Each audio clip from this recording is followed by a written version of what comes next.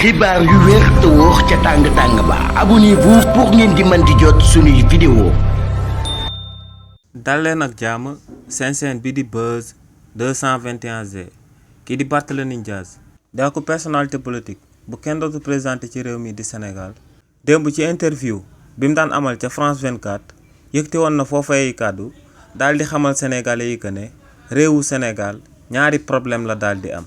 si li ni mel kii di Barthélémy Dias ne premier problème bi nga xam ne moom la réewu Sénégal daal di am moom mooy premier ministre bii di Ousmane Sonko. ne kookee buñ ootee akub dialogue national di waxtaan ci problème politique ci réewu Sénégal day génn daal di wax publiquement que ne réewu Sénégal amul ay problème politique waaye problème économique la daal di am. ne tamit premier ministre bii di Ousmane Sonko en tant que le chef de l'administration moom ci wàllu boppam moom mooy génn di ŋàññ justice bi nga xam ne ci administration ci wàllu boppam la daal di bokk ci réewu Sénégal waaye tamit kookee di Barthélémy Dias daal di wéyal ne premier ministre bii di Ousmane Sonko tamit moom moo génn daal di xamal sénégalais yi que ne réewu Sénégal problème mu autorité la daal di am ne kookee bu ko neexee mu ne réewu Sénégal problème économique la daal di am suba mu daal di génnaat ne problème mu justice la daal di am gannaaw suba mu daal di génnaat ne réewu Sénégal problème mu autorité la daal di am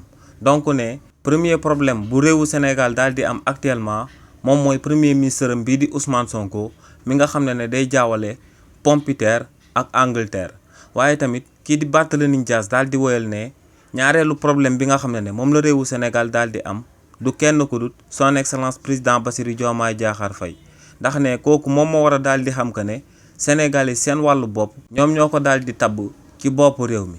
ne kooku nag moom moo war a jël ay responsabilités am daal di assumer ay pouvoir institutionnel yi nga xam ne dañ ko koo daal di dénk ginnaaw bañ ko tabee mu daal di nekk aku président de la république. xibaar yu wér te wóor ca tàng-tàng ba abonnez-vous pour ngeen di mën di jot suñuy vidéo.